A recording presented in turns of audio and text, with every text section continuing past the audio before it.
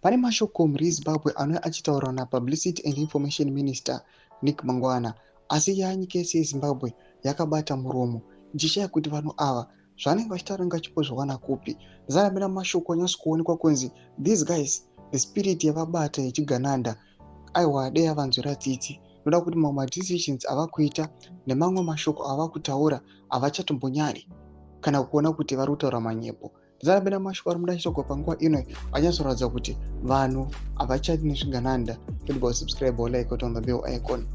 Nick Mangwana anobuda achitaura panhau yema-constitutional amendments achibheka the move yekuextenda term to 2030 obuda nyora achiti frankly speaking nobody wants elections every 5 years.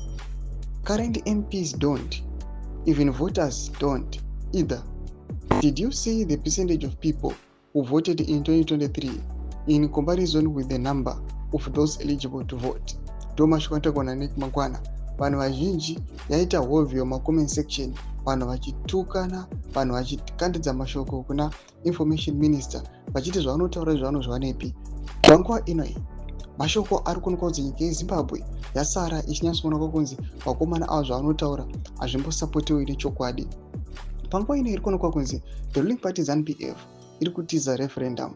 Noda kuti nyatsoziva kuti ikaenda kureferendum tsoro dzayo hadzibudi. Panapa information minister anobuda taura mashoko achiti even voters don't want kuti kurambe kuchiitwa ma-elections each and every 5 years.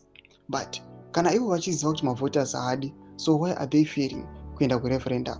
Vanotaura mashoko kuti ma-current MPs they don't, but ukatarisa the current position yema-MPs, ukatarisa even veku-opposition vacho, those MPs havaziro vakavhoterwa navanhu, all of them they were appointed by the imposter Senzo Jabangu. Zvinozobuda pachena kuti mashoko anotaura haana grandstanding. Tonze mafungiro enyu muri kudii pamusoro mashoko anobuda togwa panapa naNick Mangwana. Pena comment section medu mafungiro enyu muri kudii pamusoro pechitiko ichi. Subscribe or like, chita on the bell icon.